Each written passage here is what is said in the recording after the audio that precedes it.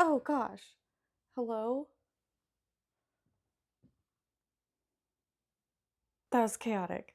Hello and welcome to my YouTube channel, Stitch of This. I'm Marissa and today we have 21 cozy crochet patterns that we are going to go through today. I will be linking all of the patterns down below in the description box. Most of them have written and video tutorials available. I do think there are a few that are written only, but I will notate that. So if you have a preference to one or the other, you can see that pretty easily. But with that being said, let's dive on in.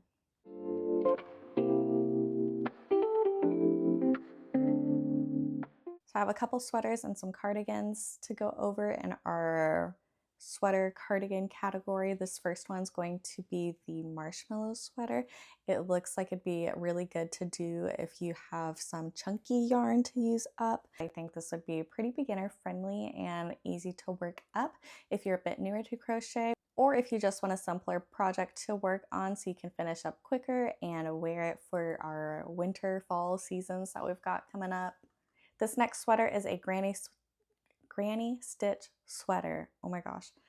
Is a granny stitch sweater. This one looks a bit more typical of what you would think of when you think granny stitch sweater. In this neutral shade, it looks really nice. The way she's wearing it here with her jeans, a nice cozy fall look. Now we're gonna move on to the cardigans. So a hexagon cardigan is what I actually completed recently. I'll insert either a clip or video here of mine, but I combined two patterns. So I'm gonna show y'all the two patterns that I used to make my hexagon cardigan that I love so much. For my cardigan, I used almost 2 full cakes of the Karen Cloud Cakes Perfect Phasing, and I think the shade Fur. But I really loved how fast the hexagon cardigan worked up, and I think I might have to make more in different colors, so stay tuned for that. The main construction of my cardigan I got from Annie's Hooks and Healers YouTube channel. So this is what I used to create the 2 side panels, and then I used hers to make the cuffs. I did a little bit of different dimensions on my cuffs, but this is the foundation of my hexagon cardigan that I really like. This is from Hey Hey Crochet. She has the sleeves open. They don't taper down into a cuff, but I loved the scallop edging on her cardigan. So I used Hey Hey Crochet's pattern and put the edging on the cardigan that I made from the last pattern, and I loved the way that it turned out. So let me know if you combine the two or if you like the look of the sleeves being open versus cuffed. I would love to know. Sorry, these are all granny stitch cardigans and sweaters. I did not intentionally do that, but I guess it's a granny stitch day. So this next one is a granny square cardigan. So the cardigan is composed of a bunch of granny squares. I think this is really cool to do in a bunch of fall colors, or if you had a winter palette you wanted to do, that'd be pretty neat as well. And I love the little buttons that have been added on here too. I actually haven't experimented with putting any closures on wearables yet. So if you have any experience putting buttons or zippers or any other types of closures on your wearables, let me know if you have any tips or tricks for that, since I am in the market for learning how to do that. Moving on to beanies, I have 3 that we're going to talk about. So this first one that I've got on here is called the Easy and Fast beanie. I really like the texture of this beanie, and then the band that's along the bottom of it. It looks nice and cozy, and then of course a good pom-pom. We love a good pom-pom here. So I thought this would be pretty beginner friendly and also pretty quick to work up too, since it's in the name, Easy and Fast beanie. So this next beanie here is the slip stitch beanie, which is what I am wearing here. Disclaimer, this took forever. I'm not sure I'll make another beanie like this. I thought it was funny because I made it and then I saw a TikTok about a creator who posted about how unhinged it is basically to make wearables with a slip stitch, and I was like, wait, I just did that with my beanie. I posted it on there and I'll insert the clip here.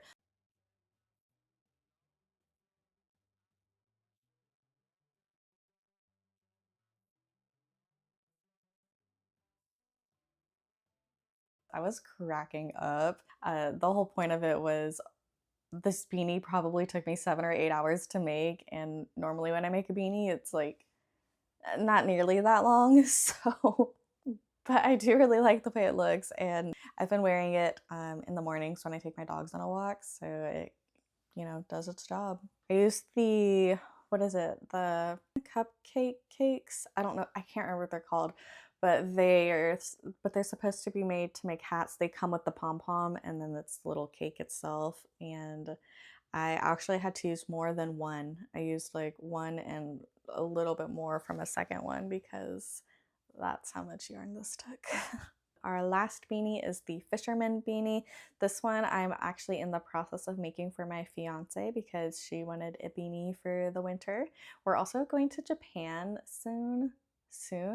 We're going to Japan in like 38 days, I think, as of the day I'm recording this, and we are stoked, but we're going to be spending some time in some chillier areas, planning on going snowboarding. I have never been snowboarding. I live in an area that doesn't really snow, so I've never really seen snowboarding snow, so that'll be exciting. We're looking forward to it, but basically where I was going with that is I'm making this beanie so she can have it for our trip to Japan, but that was kind of long-winded. I will keep y'all posted whenever I finish it and see how she likes it. Moving on to our sock category. I've actually never made crochet socks, but these looked like something that I might want to try to make for wearing around my house because I do not wear my bare feet on the floors here. I'm always wearing like house slippers or a pair of socks. So I think a pair of crochet socks could be fun to wear around the house. This first pair of socks is the Watson waffle socks. I think it uses the waffle stitch. I really like the way these look, and I think these socks would look cute underneath a pair of boots too, with like the tops peeking out. So these herringbone socks I think also fit perfectly into our cozy crochet pattern theme today. They look nice and smooth, and I think they would be pretty nice for me to wear around my house. So these might be making my never-ending, always growing to-do list of crochet projects. Next category, I think I'm just gonna call these pants or bottoms, wearables for your legs. But the first one that I have is a pair of jogger pants. I love these. Like the cuff on the bottom, the colors in this pattern, like these look so cozy, comfy. And I know this is gonna take a ton of yarn, but I really want these. So, you know, add it to my list. Next up, we have the cable stitch sweats, which are similar to the joggers, except these ones have a cool like cable stitch design going up the side of the leg, which I thought was a really neat twist on a pair of sweats. And I personally haven't seen a lot of cable stitch crochet items out there, so I thought these were pretty unique. And then to go along with the cable stitch sweats, since I know that's a lot of yarn and a lot of work, we have cable stitch shorts.